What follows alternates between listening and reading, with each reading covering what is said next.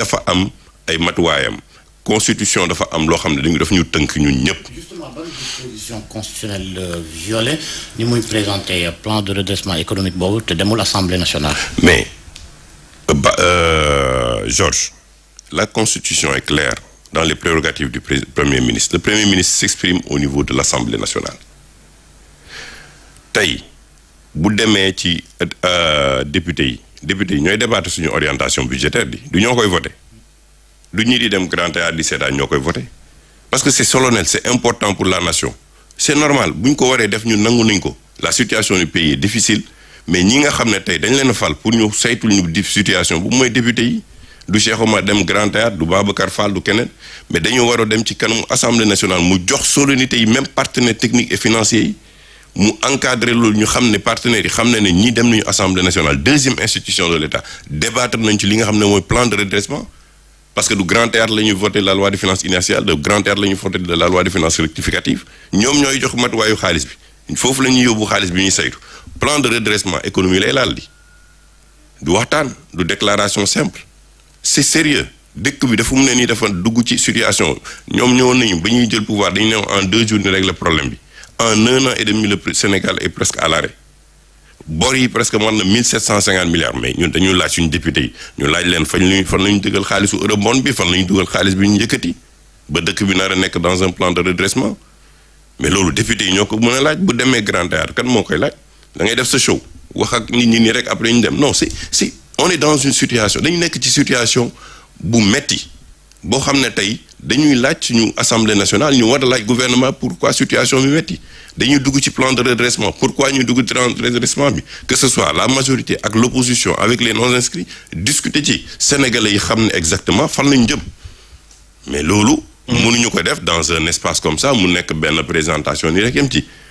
situation dëkk bi nangu nañ ko dafa metti c'est un premier ministre qui coordonne nangu nañ ne coordination bi am na war nañ ko def mais c'est au président de de président de la République maintenant dans le fond plan de redressement économique nee nga dëkk bi dafa jafe mbaa du gën a jafe sax ak plan de redressement économique mbaa du dañuy tengal yëf yi mbaa du ay mesures d'austérité yu gën a tar impôts yi gën a tar moom plan de redressement bi ñu ngi xaar lu mu doon waaye lan lañ ci mën a yaakaar luñ ci mën a njort. mais ba ñuy fekkee plan de redressement ñun on était très jeunes mais ba ñuy fekkee plan de redressement sax lu metti woon na trop ñu ngi génnoon ci dévaluation wax ngeen ko sànq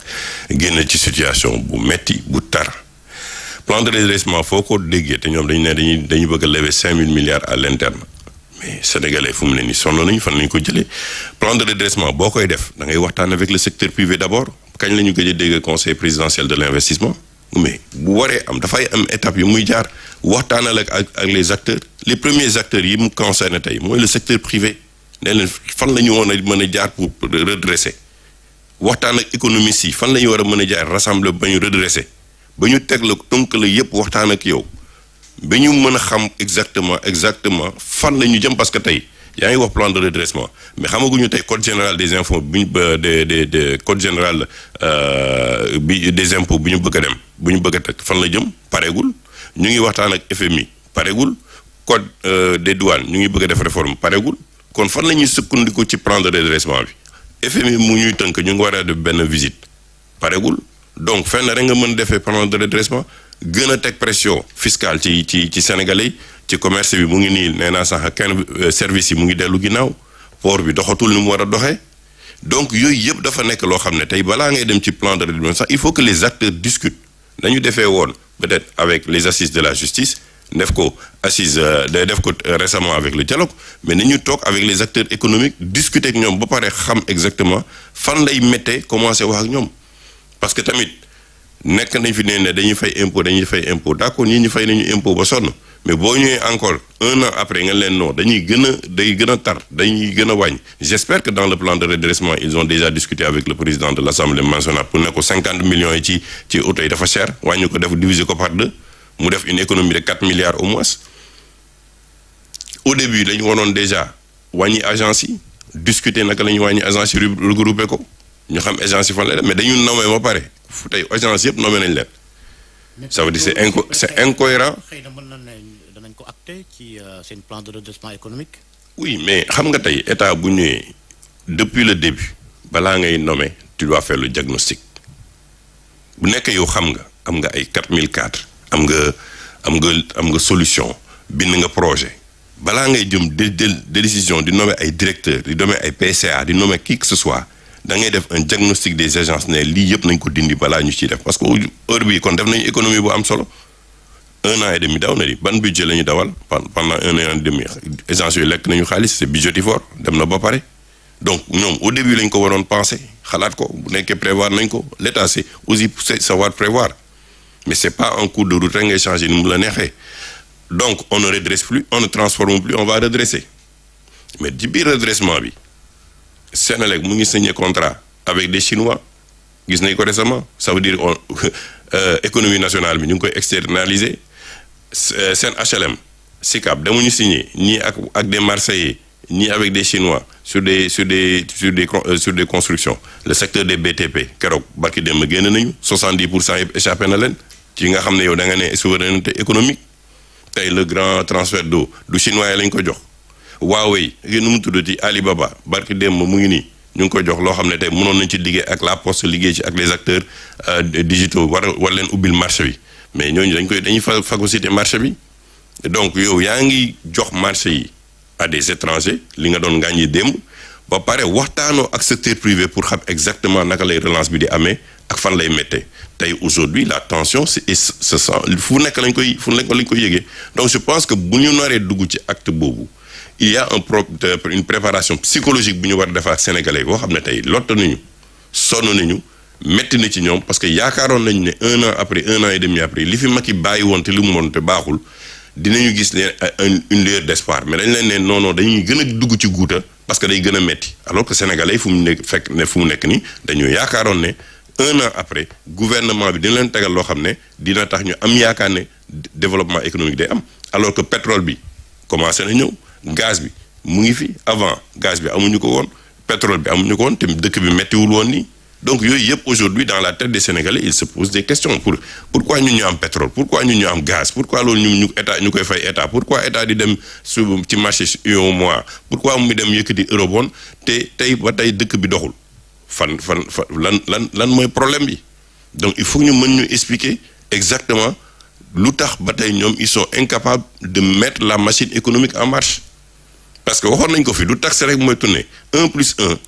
est égal 2 c'est pour ñoom mais en économie c'est pas ça 1 plus 1 égale 3 da ngay investir génnee mais tey entreprise yu bëri bëggatuñu génnee xaalis pour investir parce que li ñu leen teg ci taxe ak impôt dafa jël complètement seeni ressources. Justement 1700 milliards yi ngay wax 750 milliards ci eurobond 984 ci marché UEMOA ngeen bëgg mu leer da ngeen jot ni xëy na fi ñu ko waroon dugaluñ ko fa am déet. mais loolu assemblée nationale moo ko mën laajte bu ko defoon assemblée nationale ñu laaj leen fan la xaalis bi dugg di man mënuma rek de manière ni accusé di ne noo fi dugg mais il faut ñu leeral ñu fan la dugg fay nañ salaire mais Sénégal depuis 1960 ñu ngi fay salaire ñoom loo wax rek ñu ne la léegi ñu ngi fay salaire ñu ngi assuré kii non loolu c'est une routine boo xam ne depuis Sénégal ba muy nekk indépendance ba léegi salaire ñu ngi koy fay musul am rupture de salaire li ñuy war a def ci état ñu ngi koy def non mais économie bi moo doxul la tax doxul il y a 1 an les gens ñu ngi doon daw di préparer màggal bi ak doole di ngay sentir économie bi di tourner tey ñi nga xam ne acteurs yooyu trimestriel exécution budgétaire yi mujjee génn wane ni administration Sénégal mooy lekk xaalis bi lépp ci moom lay demaat fonctionnement am daanaka investissement yi moom. mais investissement bi Babacar lool investissement bi li jaaxaloon ñëpp mooy 2,5 milliards yi état bi lekk na 357 milliards en termes de salaire mais loolu mënul tourner loo économie chaque fois yaa ngi dem dans la sous-région ngay lever xaalis di indi loolu mënul tourner loo économie dafay mel ni da ngay leb pour fay salaire loolu c'est pas ça qui fait tourner de l'économie donc loolu dañu war a toog ñun ñëpp waxtaanee ko ça dépasse le premier ministre ça dépasse le président c'est la nation qui a besoin de discuter sur les questions pourtant waxtaanee ni wax nañ ko fi ba toll nee na leen lu ñu war a waxtaanee tey mooy les assises économiques du pays te am nañu xarañ ñu am xam-xam c'est pas seulement le gouvernement c'est tout un pays c'est 18 millions ñoo xam ne ñu ngi ci biir diaspora bi mën na la waxtaan ak yow indi la ay solution waxtaan ak yow nga rassurer partenaires yi parce que tey partenaires yi seen bopp ñoo rassuré wu boo demee Grand Théâtre def sa show ba pare du rassurer partenaires yi parce que tey FMI du loolu moo koy bouger loo yeneen partenaires yi du loolu moo leen di bouger loo li leen di bouger loo mooy gis ne am na une paix sociale nga bañ a nekk fii ñu ngi gis ñu ngi attaquer institutions yi ñu ngi attaquer justice ñu ngi attaquer magistrat yi ñu ngi attaquer tout le monde mais loolu dafay am impact sur l'investisseur la question des Nations Unies ba tey ñoom waxuñu ci mais li nga doon wax sànq. excuse-moi le siège am na solo parce que le siège des Nations Unies ku leen jox mbir mi luwee leen ko li ñu leen tabaxal ci Diamniadio li nga doon wax sànq ne boolewu ci ñim ci war a boole waxtaan ak ñoom laata muy def plan de redressement bi siiwal ko loolu moom doy na waar kon di moom Ousmane Sonko xelam doy na ko xelu Pastef boolewu ci ñeneen ñi am na dëgg wala warul def noonu. peut-être am na ay raison mais man logiquement ni may gisee état di dox bu situation amee acteurs yi da nga leen di woo nga toog du nga waxtaan ak ñoom mais depuis combien de mois ñu ngi am grève si justice fu muy toog fii dëkk bi doxul mais loolu ça a un impact très grave sur l'économie du Sénégal te ñoom trouvé wuñu ci solution balaa ngay relancer kay nga reconstruire say relations avec say partenaires yàggul bu ñuy ba ñu signé benn un pacte social mais quand j'insiste sur l'histoire des Nations Unies mais Nations Unies a un contrat n'a pas de contrat avec l'État du Sénégal envol immobilier moo tabax État du Sénégal jox ko État du Sénégal ne dama lay jox mais c'est de l'économie qui se crée waroo nekk fii di wax ay loyer yaa ngi laaj lu tuuti ci li nga xam ne tey bu ñu fa toogee dañuy créer emploi yokk vol yi sur le Sénégal. Nations Unies mais New York moom loué wuñ dañ leen a muy New York muy Suisse muy bépp dëkk bu ñu nekk. Genève kenn louéwul lu ñuy def mais Genève kese. la présence des Nations Unies foofu ci li muy indi ci xaalis c'est presque 6,3 milliards de francs suisses c'est beaucoup d'argent parce que dañuy conférence nit ñi dañuy ñëw da ngay recruter sécurité auto. Mais l'économie bouge c'est-à-dire que Diamniadio va bouger c'est pas pour rien nga gis Four Points Hotel foofu Courtyard Hotel foofu Radisson Hotel foofu ñi ñi tabax seeni kër mais c'est pour que l'économie bouge donc aujourd'hui il faut qu'une discussion sérieuse sur l'état de notre économie balaa ñuy dem ci waxu relance il faut ñu xam l'état des lieux de notre économie waxtaan ak économie si pour ñu ne ñu gindi ñu pour ñu ne fii la ñu war a jaaree pour dëkk bi ñu relancer ko. sànq yaa ngi wax lu jëm ci emprunt yi ndax di ngeen jàpp ne emprunt yi dañuy gën a aggraver endettement bi. Mais c'est les taux élevés parce que yow ba nga amee problème ak FMI et le problème c'est que FMI bi dafa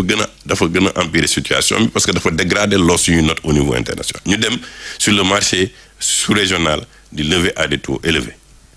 pour fay salaire. pour dugal tuuti ci xaalis bi pour maintenir oxygène bi ñu koy séddoo ñun sénégalais mais aussi li mu indi ci wàllum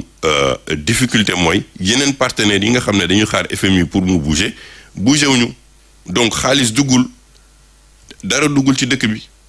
ba ñu demee bañ ci on était il y a quelque temps le premier ministre était tout content mu ne wéy que dëkk baa ngi dox te soxla ñu institution comme FMI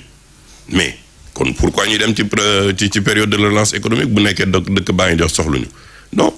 le Fonds monétaire international dafa am lu mu teg comme condition mais li gën a grave ci loolu tey ñu ngi ne cabinet Mazars mooy def audit bi complémentaire yi pour xool ça veut dire qu'aujourd'hui on a remis en cause l'école nationale d'administration mi nga xam ne tey ay énarques ñoo fa doon génn pour ñoom ñu mën a saytu ñi nga xam ne tey moo doon suñu Cour des comptes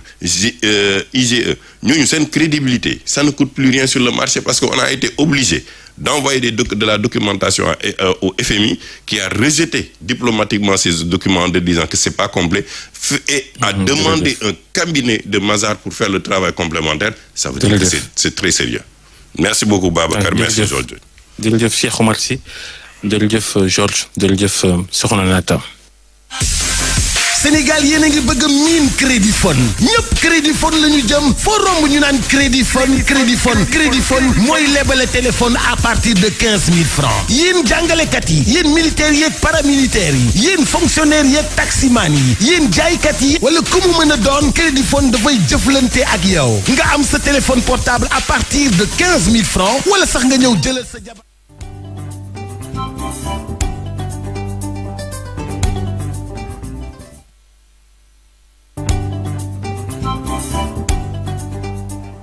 Merci beaucoup à toute l'équipe de RFM Matin ñu ngi leen di souhaiter une excellente journée 8h jot na daanaka si kanam dinañ ànd ak maître Fatou Babou avocate la spécialisée en droit de l'immigration et de la nationalité ñu fas yéene waxtaanee ci ca coow li wala jafe-jafe yi am diggante Sénégal ak Mauritanie rawatina ressortissant yi nekk ci ñaari réew yooyu le et puis suñu gan maître Augustin Senghor président fédération sénégalaise bu football nekk candidat ci succession moom ci boppam ñu jàll ci xibaar ñu yaatal ko Cheikh Tidiane Diaw